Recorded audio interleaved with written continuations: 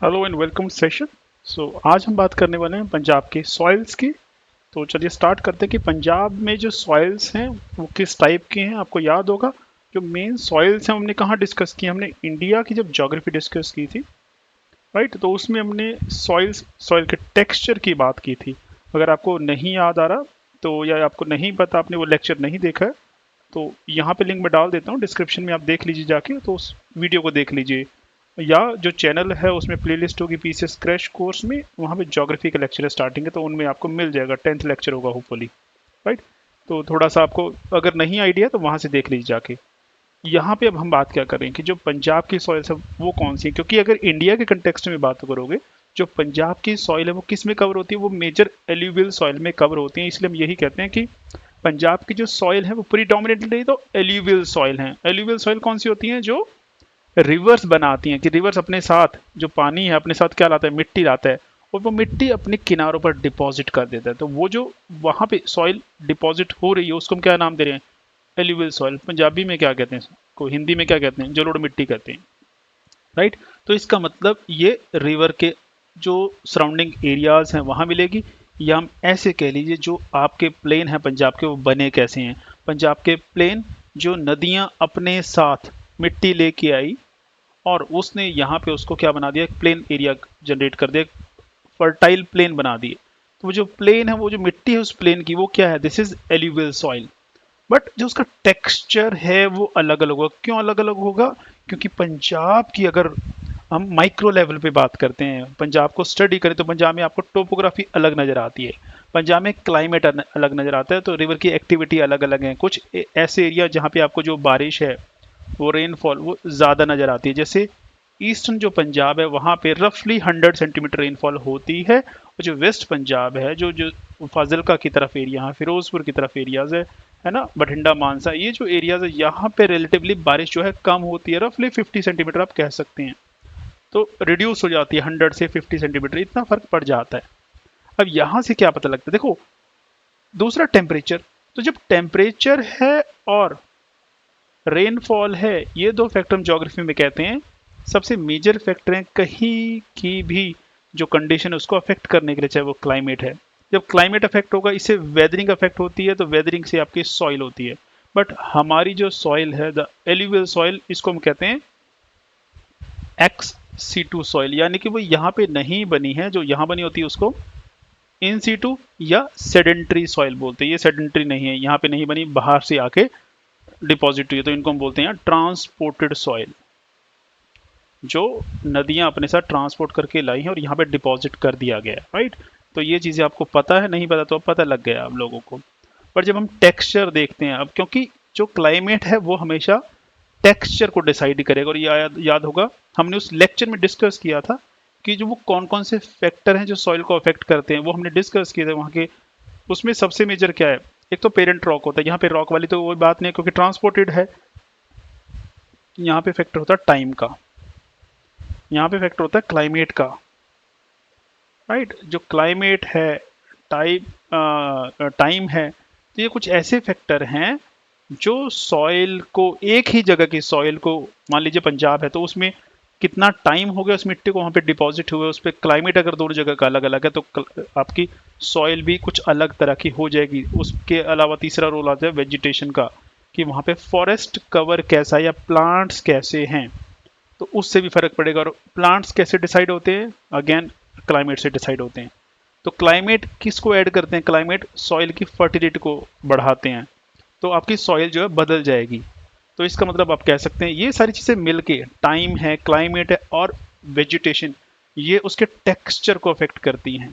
Texture में आप क्या देखते हैं, उसका कलर चेंज हो सकता है, और सबसे बड़ी बात क्या है, उसका जो साइज है ना, ग्रेन का, ग्रेन साइज, वो कि बहुत फाइन पार्टिकल्स की सॉइल बनी है या कोर्स पार्टिकल्स हैं। जैसे आप कहते हैं ना दिस सैंड, रेत, है ना, जो सैंड है उसमें आप क्या देखते हैं, बहुत मोटे मोटे उसके पार्टिकल्स होते हैं, तो वो क्या है, वो कोर्स है वो भी सॉइल, पर वो कैसा हो गया, रेत बन गया, उसको सैंडी सॉइल बोलते हैं। किस लिए बोला हमने, क्योंकि उसका ग्रेन का साइज बड़ा है। एक आपने सुना होगा सिल्ट, हमने जब उसमें पढ़ा था, हमने सिल्ट पढ़ा था, सैंड पढ़ा था, और एक पढ़ा था क्ले। जो सबसे फाइन पार्टिकल होता है, बहुत बारीक पार्टिकल होते हैं, तो ऐसी जो सॉइल होगी उसको बोलते हैं क्लेई सॉइल। और जो मीडियम है उसको हम बोलते हैं सिल्ट। तो जिसमें जो ज़्यादा होगा इन तीनों में से, सिल्ट का साइज अगर ज़्यादा है, मतलब सिल्ट वाले साइज के अगर पार्टिकल्स ज़्यादा हैं उसको बोलते हैं सिल्टी सॉइल।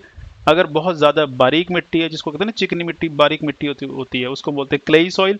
और अगर रेत ज़्यादा है तो यानी कि कोर्स से जो पार्टिकल्स हैं वो ज़्यादा, उसको बोलते हैं सैंडी सॉइल। इन्हीं को मिला दीजिए, इनको मिला के जब तीनों बराबर हैं तो बन जाती है लोम, लोमी सॉइल, LOAM, लोम। तो लोमी सॉइल बन जाती है। Loamy soil is good soil for the agriculture purpose. तो उसी के अकॉर्डिंग जब हम बात करेंगे पंजाब की, तो पंजाबी में आपको अलग अलग तरह की मिलेंगी। क्यों मिलेंगी? क्योंकि पंजाब के पास क्या माउंटेन है, तो माउंटेन में वेजिटेशन कुछ अलग तरह की होगी। जो बॉर्डर एरिया है पाकिस्तान के साथ, फिरोजपुर, फजलका, राजस्थान के साथ जो एरियाज हैं, है ना, उनकी वेजिटेशन कुछ अलग तरह की है। फिर वहाँ पे दूसरे एक्शन हो रहे हैं, वहाँ पे विंड का एक्शन हो रहा है, रेनफॉल का एक्शन हो रहा है। और जब नदियाँ जहाँ से फ्लो कर रही हैं तो वहाँ से रेगुलर पानी आ रहा है, तो वो और ऐड कर रहा है। और सबसे बड़ी चीज़ क्या है, जब ग्रीन रेवोल्यूशन पंजाब में आया, ग्रीन रेवोल्यूशन से हमने क्या किया, सरप्लस पानी देना शुरू कर दिया।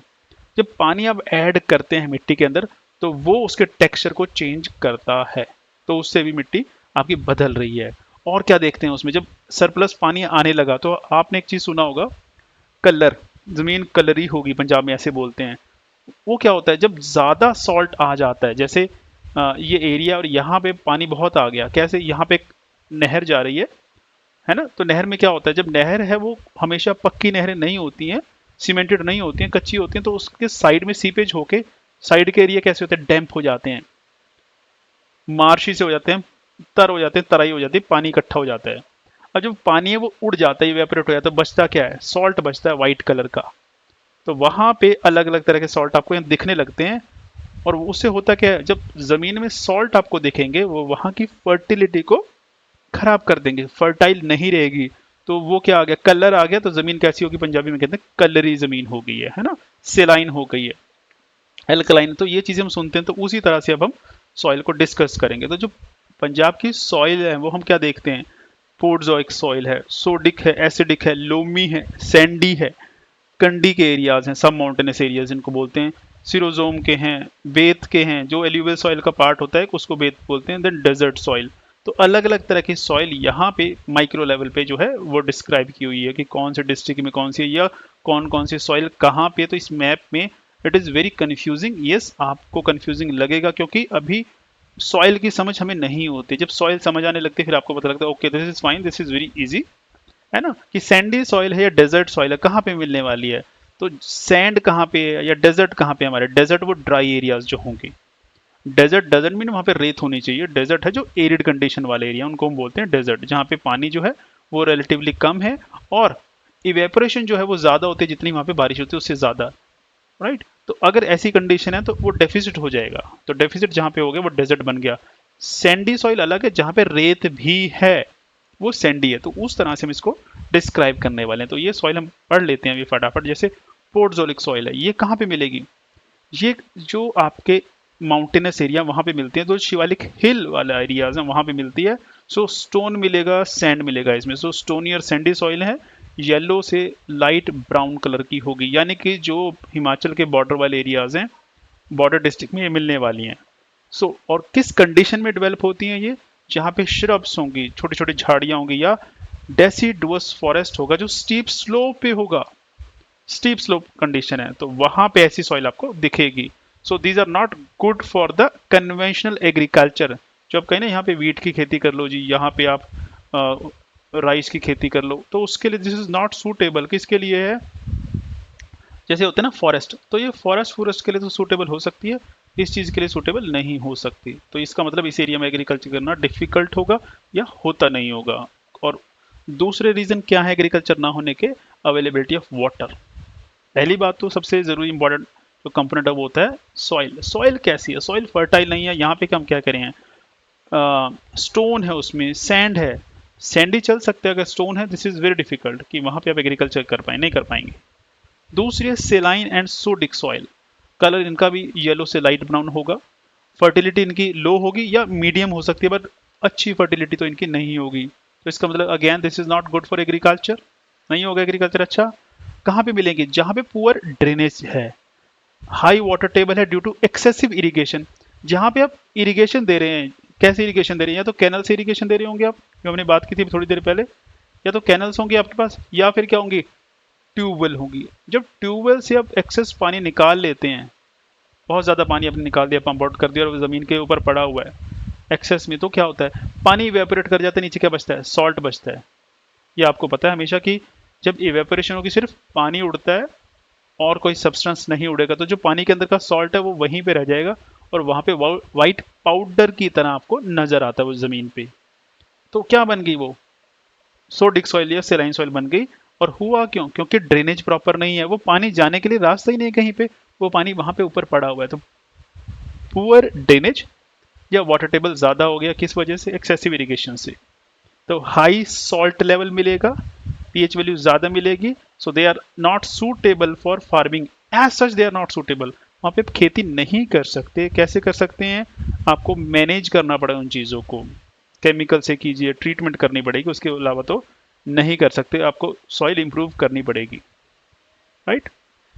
Third is the loamy soil, इनको हम अच्छी सॉइल बोलते हैं। These are fertile soil, productive होती हैं, और पंजाब का रफली 25% एरिया जो है लोमी सॉइल से कवर्ड है। और लोमी सॉइल हमने अभी नाम लिया था थोड़ी देर पहले। लोमी सॉइल का मतलब क्या है?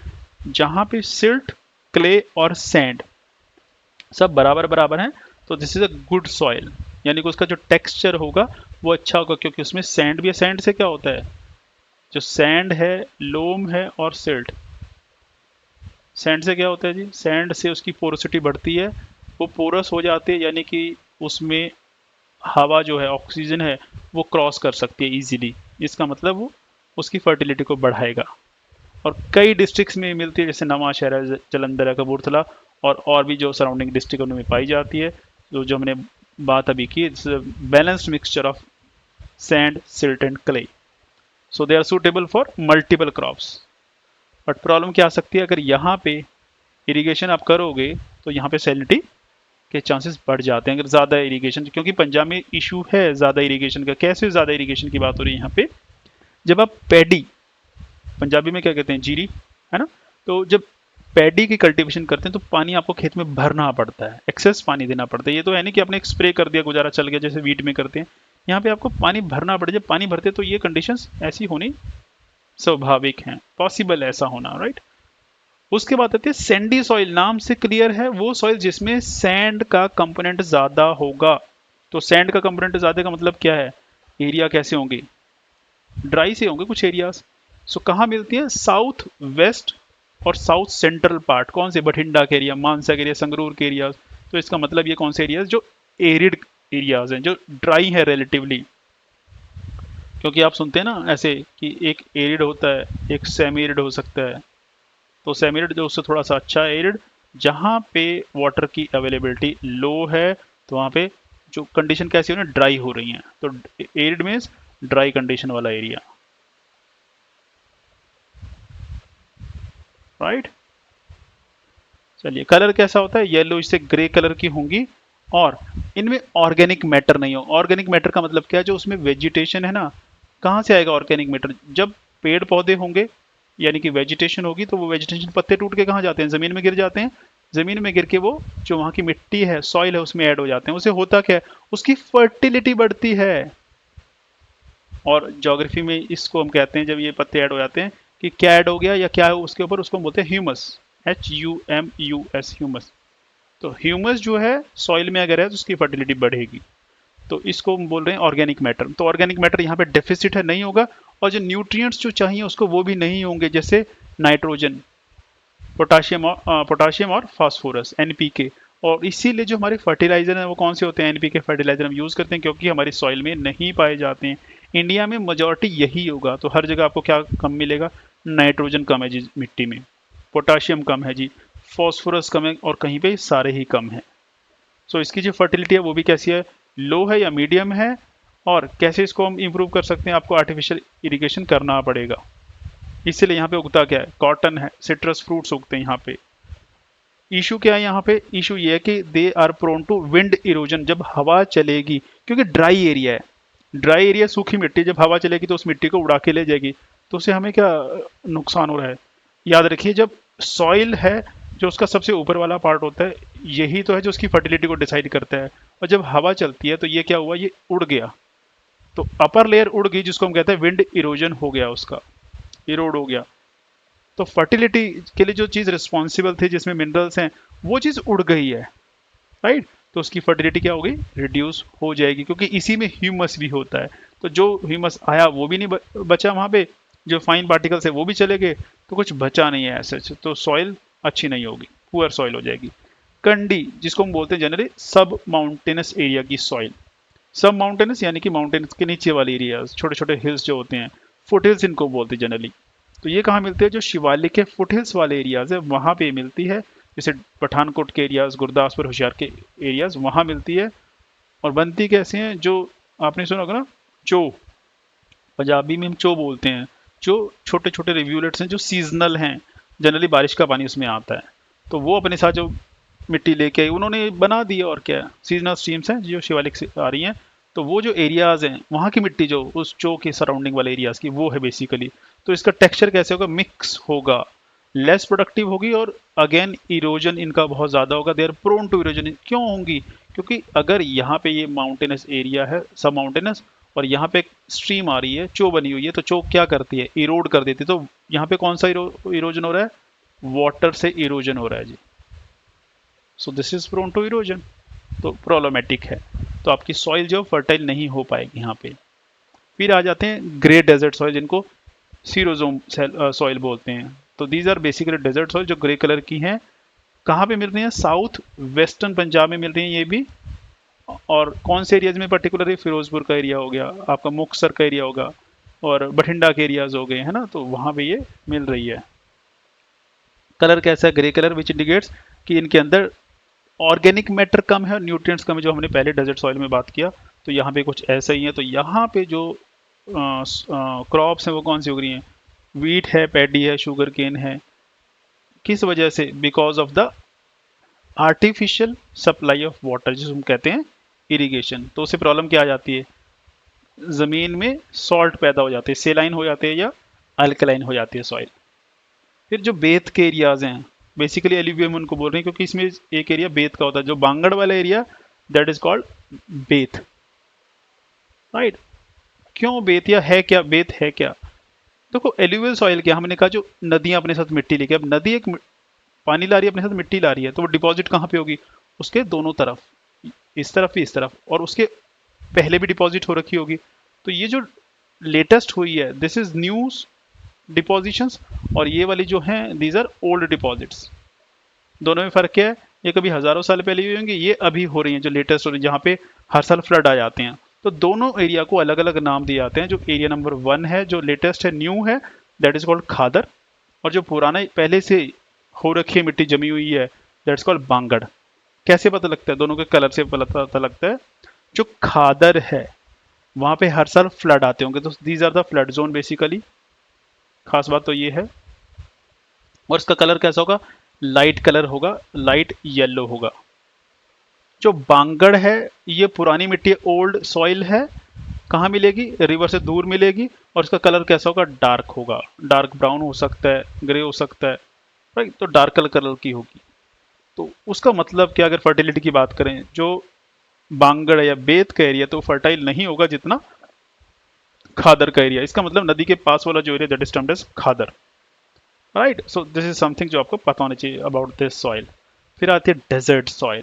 तो डेजर्ट कहाँ पे मिलने वाली है, जहाँ पे एरिड एरियाज हैं या semi arid, means dry condition है या भी सेमी ड्राई है। तो कहाँ पे मिलती है, south western region of Punjab, खासकर the areas of low rainfall. Texture कैसा है इसका, सैंडी टेक्सचर है। सैंडी का मतलब जिसका जो ग्रेन है, जो पार्टिकल्स है, उसका साइज बहुत बड़ा है, उस वजह से पोरोसिटी बढ़ जाती है, तो वेल ड्रेन्ड हो जाती है। वेल ड्रेन का मतलब क्या है, आप पानी डालो, कि अगर ये रेत है, राइट, इसमें आपने पानी डाला, खेती करने के लिए पानी डाल, तो कहाँ जाएगा, वो नीचे चला जाएगा, सो ड्रेन हो जाएगा। और दूसरा प्रॉब्लम क्या है, इरोजन के लिए, ये इरोजन के लिए प्रोन है, they are more prone to erosion, means erosion होना इनका बहुत आसान है। उससे क्या होगा, they are not good for agriculture. कौन से, आप वीट नहीं उगा सकते वहाँ पे, आप पैडी नहीं उगा सकते, कलर जनरली इनका कौन सा है, ब्राउन टू येलो है, light brown to yellow. Alkaline होती हैं ये, तो फर्टिलिटी की लो है। फिर कौन सी क्रॉप यहाँ उगा सकते हैं, वो क्रॉप जो ड्रॉट को बर्दाश्त कर सके, ड्रॉट रेजिस्टेंट क्रॉप्स। कैसे, आपको फर्टिलाइजर लगाना पड़ेगा, कुछ चेंजेस करनी पड़ेंगे तभी पॉसिबल हो पाएगा, अदरवाइज तो नहीं पॉसिबल हो पाएगा। सो ये पंजाब की जो मेजर सॉइल्स हैं जो आपको पता होनी चाहिए। अब मुद्दा ये है कि हम क्यों बात करें, what is the significance, importance क्या है सॉइल की। सिंपल सी बात है, पंजाब जो है एग्रीकल्चरल स्टेट है। हमने बात की थी पहले ज्योग्राफी में, जब क्लासेस ली थी हमने ज्योग्राफी की, शेयर किया थी आपके साथ नॉलेज, कि पंजाब की मेजॉरिटी पॉपुलेशन एग्रीकल्चर में एंगेज्ड है। उतनी इंडस्ट्री पंजाब में नहीं है, 70% आप कह लीजिए रफली है इतनी, राइट। अगर इतनी पॉपुलेशन है, 60% कह लीजिए, इतनी तो है।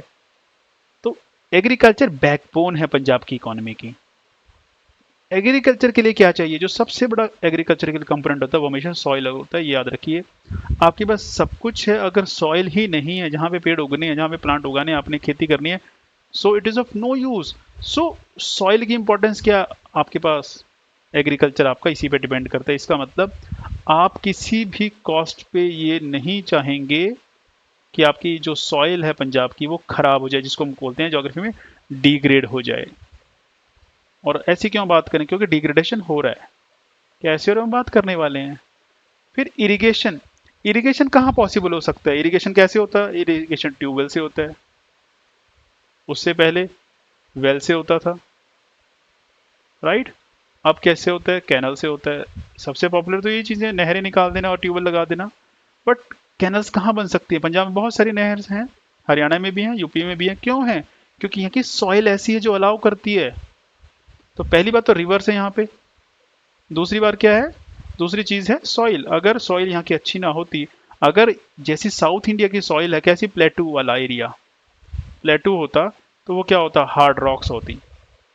अगर हार्ड रॉक होती है तो आप उस पर कैसे कैनल्स बना लेते हैं, मुझे बता दीजिए।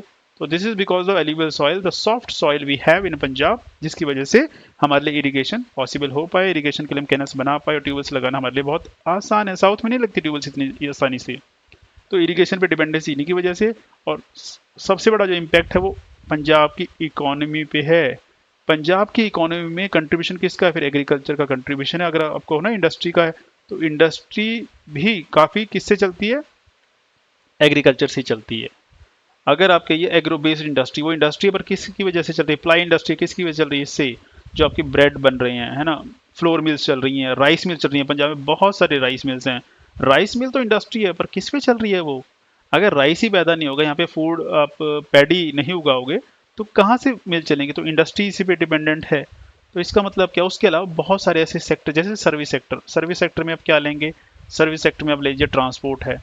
अब ट्रक चाहिए एग्रीकल्चर के लिए, आपको लेबर चाहिए, वो सर्विस है। आपको बैंक चाहिए जो आपको लोन दे, फाइनेंस, है ना, फाइनेंस करें चीज़ों को। इंफ्रास्ट्रक्चर आपको चाहिए, तो ये सारा क्या है, सर्विसेज हैं ये। तो इसका मतलब घूम फिर के जो एग्रीकल्चर है सभी को केटर कर रहा है, ट्रांसपोर्ट को केटर कर रहा है, वो उसको भी काम दे रहा है, लेबर को भी काम दे रहा है, बैंकों को भी काम दे रहा है, इंडस्ट्री को भी काम दे रहा है, और उससे एम्प्लॉयमेंट जनरेट हो रही है। और इसका मतलब आपकी पूरी इकोनॉमी सफ़र कर सकती है एक एग्रीकल्चर की वजह से, और एग्रीकल्चर डिपेंड कर रहा है आपकी सॉइल की वजह से। So soils are very important for Punjab. तो किसी भी कीमत पे आप इसको वेस्ट या खराब नहीं होने दे सकते, किसी भी कॉस्ट पे। अगर होने देंगे, आप कहते हैं हमें क्या लेना देना। अगर पंजाब की नदियां जो हैं वो, या पंजाब की ज़मीन जो है, मिट्टी जो, वो इरोड हो रही है, डिग्रेड हो रही है, टॉक्सिक होती जा रही है, उसकी फर्टिलिटी कम हो रही है, हम कह सकते हैं कि सानू की, पता लग जाएगा फिर सानू की है जी। हाँ, सानू की, वी मस्ट नो कि सानू की फर्क पड़ेगा। चलिए, अब मुद्दा यहाँ से आता है कि क्या प्रॉब्लम्स हम फेस कर रहे हैं, क्या चैलेंजेस हैं जो आपको इम्प्रूव करने हैं। ये कुछ मैंने नाम लिखे हैं यहाँ पे, कुछ टर्मिनोलॉजी, जैसे सॉइल डिग्रेड हो रही है, दिस इज वन प्रॉब्लम, वो डिस्कस कर लेते हैं। वाटर लॉगिंग की एक प्रॉब्लम है। Salinity, alkalinity, this is one problem. Ground water deplete हो रहा है, दिस इज अनदर प्रॉब्लम। और सॉइल इरोड हो रही है, this is a big problem we have, या we are facing in Punjab. अब ये क्या है, इनको हम एक्सप्लेन करते हैं। जैसे अगर आप बात करो सॉइल डिग्रेडेशन, सॉइल डिग्रेडेशन के कई तरीके, जिसमें से यहाँ पे हम कौन सा ले रहे हैं कि जो आप फर्टिलाइजर्स यूज़ कर रहे हैं, आप पेस्टिसाइड यूज़ कर रहे हैं, वो सारे क्या हैं, वो केमिकल के बने हुए हैं। आप गोबर तो नहीं यूज़ करते ना खेतों में अब, वो यूरिया डालते हैं, है ना, ऐसा कुछ सुना होगा, स्प्रे करते हैं दवाइयाँ। तो ये कहाँ जा रहे हैं कि हम फसलों पे कर रहे हैं, क्रॉप्स के ऊपर आपने, है ना, पैडी लगाई उसके ऊपर कर दिया, वीट लगाया उसके ऊपर कर दिया, नो, उस पे हुआ नहीं हुआ वो बात की बात है, अल्टीमेटली वो मिट्टी में जा रहा है। मिट्टी में जाके कहाँ जा रहा है, पानी जब गिरता है और मिट्टी के साथ वो कहाँ जाता है, अंदर अब्जॉर्ब हो जाता है। कब से जा रहा है, जब से ग्रीन रेवोल्यूशन आया है, 1967 से तो जा ही रहा है वो, 70 से ले लीजिए अगर ज़्यादा कुछ नहीं आपको लगता तो इट्स मोर देन 50 ईयर्स। तो मिट्टी में क्या हो गया, वो अंदर इम्बाइब हो गया है। तो आपकी मिट्टी कैसी हो गई है, टॉक्सिक होती जा रही है भाई, नंबर वन। और वही पानी में चला जाता है, तो आपका जो ग्राउंड वाटर है वो कैसा हो रहा है, वो टॉक्सिक हो रहा है। तो अल्टीमेटली आपकी जो सॉइल है वो टॉक्सिक हो रही है। दूसरा, आपने इतनी बार फसल उगाई है उस पे, उसको टाइम नहीं मिला अपनी फर्टिलिटी को रिगेन करने का। सॉइल जानती है अपने आप को कैसे इंप्रूव करना है, बट हम उसको टाइम ही नहीं देते। साल में 2 से 3 क्रॉप एक जमीन से हम निकालते हैं। जैसे आप एक साल में एक क्रॉप निकालिए, उसको छोड़ दीजिए, नहीं ऐसा नहीं हो रहा है। एक फसल लगाई आपने, वो 4-5 महीने में आपने उसकी हार्वेस्टिंग कर ली। फिर एक फसल लगाई छोटी सी, वो 2-3 महीने में कर ली। फिर एक और लगाई, वो 5-6 महीने में वो कर ली। यानी कि आपने मिट्टी को सांस लेने का टाइम नहीं दिया। उससे हो क्या रहा है, ऑर्गेनिक मैटर कम हो रहा है, माइक्रो न्यूट्रिएंट्स उसके कम हो रहे हैं। क्यों कम हो रहे हैं, क्योंकि जब फसल उगेगी उसको चाहिए वो सारे उस फसल के अंदर चले जाते हैं। तो इससे हो क्या रहा है, इससे आपकी जो फर्टिलिटी है वो कम हो रही है। अगर फर्टिलिटी कम हो रही है, यानी कि उपजाऊ शक्ति कम हो रही है जमीन की, सिंपली मीन्स सॉइल डिग्रेड हो रही है जी, क्वालिटी उसकी खराब हो रही है। तो दिस इज वन थिंग। दूसरा क्या इशू है, पानी इकट्ठा हो जाता है कहाँ पे, जो हमने कहा था कि एक्सेसिव कैनल इरिगेशन, पानी आता है नहरों से, ट्यूबवेल से। सबसे बड़ी प्रॉब्लम है आप नहर की, ट्यूबवेल को तो आप बंद कर दोगे, नहर को थोड़ी बंद किया जाता कि नहर पानी बंद कर दो, नहर में तो पानी भरा है। अब वो अगर पानी भरा है तो वो सीपेज कहाँ जा रही है, सीपेज जा रही है सराउंडिंग एरियाज में। सराउंडिंग एरिया में जाके क्या हो रहा है, जैसे हमने थोड़ी देर पहले बात की, तो वहां पे आप देख क्या पा रहे हैं, वहां पे पानी इकट्ठा हो जाता है, वाटर लॉगिंग उसको हम बोल रहे हैं। तो क्ले सॉइल में अगर है वहां पे, तो फाइन पार्टिकल से तो वहां पे पानी भरा रहेगा। इससे होगा क्या, सॉइल डिग्रेड हो जाएगी जी आपकी। तीसरा, ऐसे एरियाज में, एक्सेसिव इरिगेशन वाले एरियाज में होता क्या है कि वहां पे आप देखते हैं आपके सॉल्ट निकलने लग जाते हैं, ऊपर पानी उड़ जाता है, सॉल्ट आ गए, सॉल्ट आने से क्या हुआ, अल्कलिनिटी सैलिनिटी बढ़ गई। तो ऐसी इंप्रूव करनी पड़ती है ज़मीन, कैसे, उसमें जिप्सम डाल दिया जाए तो वो ठीक होने के चांसेस बढ़ जाती हैं, ड्रेनेज उसका अच्छा किया जाए। बट एनी हाउ आपकी ज़मीन जो है वो कलरी हो गई है, ख़राब हो गई है। So this is another problem we are facing. Ultimately घूम फिर के हम क्या बात करें, हम बात कर रहे हैं कि ज़मीन आपकी ख़राब हो रही है, एग्रीकल्चर आप उस पर कर नहीं पाओगे लॉन्ग टर्म तक। लॉन्ग टर्म का मतलब आप उस पर सस्टेन नहीं कर पाओगे, खेती को कितने दिन कर लोगे। तब एक टर्म निकल के आती है, अगर आपने सुनी हो, सस्टेनेबल एग्रीकल्चर। अब यहां से अगर ये चीज़ समझ आ गई तो आपको वो सस्टेनेबल एग्रीकल्चर अपने आप समझ आ चुका होगा। आप उसका आंसर अब इजीली कर सकते हैं एग्जाम में, या अब आपको this is a food for your thoughts. सोचिए इस पे बैठ के, पॉन्डर अपॉन दिस कि क्या हो सकता है चीज़ें। देन ग्राउंड वाटर डिप्लीशन, ये एक अलग चीज़ है। अब राइस की हम कल्टीवेशन जब करते हैं, अगर क्लेई सॉइल पे कर रहे हैं, तो आप कर क्या रहे हैं, आप बहुत सारा पानी निकालते हैं, क्लेई सॉइल के ऊपर वो ऊपर ही रह जाता है। तो होता क्या, इवेपोरेट होता है, वापस ग्राउंड में नहीं जा रहा है।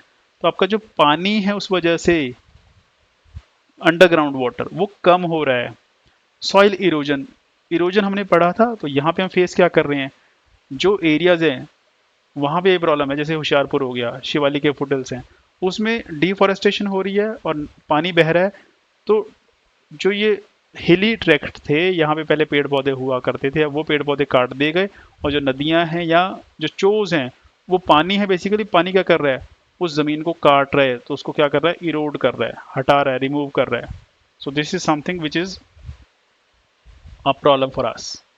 तो इरोजन प्रॉब्लम है, तो क्या करना चाहिए आपको, ये सारी प्रॉब्लम दूर करने के लिए एफर्ट्स करने पड़ेंगे। क्या किया जा रहा है सॉइल मैनेजमेंट के लिए, गवर्नमेंट क्या कर रही है, को सॉइल हेल्थ कार्ड गवर्नमेंट ने ये स्कीम चलाई है, किस चीज़ के लिए, गवर्नमेंट ऑफ इंडिया की है कि सॉइल की फर्टिलिटी आप चेक कीजिए, असेसमेंट कीजिए उसकी, ताकि अगर आपको फसल लगानी है और कौन सी खाद डालेंगे उसमें, कौन सा यूरिया में क्या डालना है, यूरिया डालना है कोई और डालना है, डीएपी के जो भी बोलते हैं, तो वो डालना है। तो कैसे पता लगेगा, आपको पता तो किस चीज़ की कमी है, तो आप चेक कराइए सॉइल को, और इससे पता लगेगा कि रिकमेंडेशन करनी पड़ेगी आपको कौन से न्यूट्रिएंट्स कम है, राइट। तो सॉइल हेल्थ कार्ड दिए जाते हैं ताकि उसमें डेफिशिएंसीज को एड्रेस किया जा सके कि किस भी चीज़ की कमी है वो देखा जा सके। फिर जो सेलाइन सॉइल है उसके लिए गवर्नमेंट ने चलाया कि उनको रिक्लेम कीजिए। सेलाइन हो गई सॉइल, अब वो फर्टाइल नहीं रही, काम में नहीं आ सकती, तो आप उसको क्या करेंगे, आप हमने कहा था सॉइल मैनेजमेंट, उसको ठीक किया जा सकता है। तो उसके लिए क्या हो रहा है, जिप्सम उसमें डाल के, सो जिप्सम की एप्लीकेशन से हम उसको ठीक करने की कोशिश कर रहे हैं। तो उससे क्या होगा, जिप्सम से ठीक हो जाएगा, जो एग्रीकल्चर डिपार्टमेंट का पंजाब का वो करवा रहा है। ड्रेनेज सिस्टम इंप्रूव करने की कोशिश कर रहे हैं वहाँ पे, जैसे मुक्तसर हो गया, बठिंडा हो गया, इन्हीं में प्रॉब्लम है, राइट। वो आपने सुना होगा सेम दी समस्या सी की अपने पंजाब च, वही चीज़ है बेसिकली ये। उससे क्या होगा, फिर कलरी ज़मीन नहीं होगी जी। सस्टेनेबल एग्रीकल्चर की बात करें कैसे, कि हम मोनोकल्चर में हैं। मोनोकल्चर का मतलब क्या है, हम आपने फसल पकड़ी हुई है राइस और वीट, कब से हो रहा है, पिछले 50 साल से यही ज़्यादा हो रहा है। 50 साल पहले चीज़ें नहीं थी, पंजाब में मक्की उगती थी, दालें उगती थी, बहुत सारी फसलें उगती है, कॉटन उगता था ज़्यादा, अभी बाकी चीज़ें कम हो गई है। मेजॉरिटी लोग क्या उगाते हैं, राइस और वीट, राइस और वीट इतना उगाते हैं कि हम पूरे इंडिया के लिए सप्लाई रफली 50% हम ही करते हैं पूरे इंडिया के लिए।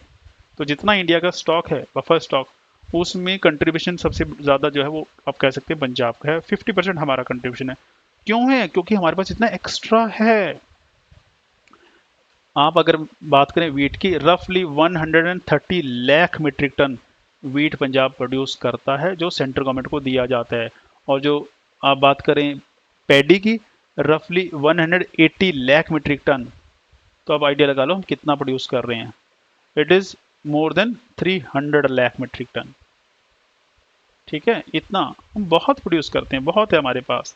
तो इसे हो क्या रहा है, अभी हम तो बात करें सॉइल डिग्रेड हो रही है।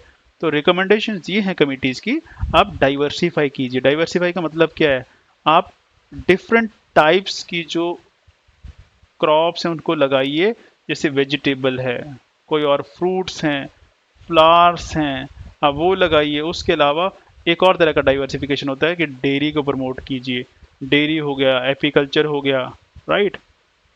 मक्खी मधुपालन, मधुमक्खी का पालन हो गया, गाय भैंसे पाल लीजिए, तो ये भी एग्रीकल्चर का पार्ट ही है। एग्रीकल्चर सिर्फ फार्मिंग को नहीं कहते जी। फॉरेस्ट्री हो गया, पॉपुलर के पेड़ लगाए हैं, वो भी, तो अलग अलग तरह की चीज़ें, अलग अलग तरह की चीज़ें कीजिए ताकि एग्रीकल्चर को सस्टेन किया जा सके। कुछ नए मेथड जैसे ज़ीरो टिलेज, अगर नहीं पता है ज़ीरो टिलेज तो जाके उस क्लास में जो वीडियो था उसका वो देखिए। फिर भी ना समझ आए तो कमेंट कीजिएगा, I explain again, don't worry. Organic farming, zero tillage example दे देता हूँ कि जहाँ पे आपको टिलिंग नहीं करनी है, हल नहीं चलाना है, जैसी मिट्टी है उसी में ऐसे ही लगाना है। कैसे लगाना है देख लीजिएगा। ऑर्गेनिक फार्मिंग की मिनिमम और नो केमिकल यूज़। तो जब आप कहेंगे कि हमें केमिकल नहीं यूज़ करनी है, हम गोबर से उगा लेंगे जी, खाद वही डाल देंगे, देसी खाद, है ना, तो उसको हम कह रहे हैं ऑर्गेनिक फार्मिंग। उसके अलावा ये पंजाब प्रिजर्वेशन ऑफ सब सॉइल वाटर एक्ट, ये क्या है कि जो ग्राउंड वाटर है उसके यूज़ को रेगुलेट करने के लिए ये बनाया गया है, ताकि उसको ओवर एक्सप्लॉइट ना करें।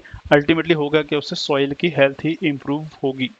तो ये चीज़ हम कर रहे हैं। तो अब आपने देखा कि पंजाब में सॉइल कितनी तरह की हैं, क्या उनकी इम्पोर्टेंस है, क्या प्रॉब्लम हम फेस कर रहे हैं, और गवर्नमेंट क्या कर रही है। तो ये चीज़ें जो आपको एग्ज़ाम के लिए इम्पॉर्टेंट हैं, आपको पता होनी चाहिए, राइट। अगर आपको लेक्चर अच्छा लगा तो लाइक कीजिए और शेयर कीजिए अपने फ्रेंड्स के साथ जो तैयारी कर रहे हैं, ताकि उनका भी फ़ायदा हो सके। अगर आपको कुछ कन्फ्यूज़न है, डाउट है, तो कमेंट कीजिए। और अगर आपने चैनल सब्सक्राइब नहीं किया है तो कीजिए, ताकि आपको रेगुलर नोटिफिकेशन मिलती रहेंगे। अगर वीडियो अपलोड होगा तभी पता लगेगा ना, कई बार पता नहीं लगता, क्योंकि स्टूडेंट से इसकी वीडियो हमें शेयर नहीं किया गया, पता नहीं लगा, इसका मतलब उन्होंने सब्सक्राइब नहीं किया गया है, राइट। तो सब्सक्राइब कर लीजिएगा अगर आपको ज़रूरत लगती है कि yes these are worth useful हैं, देन अदरवाइज ओके।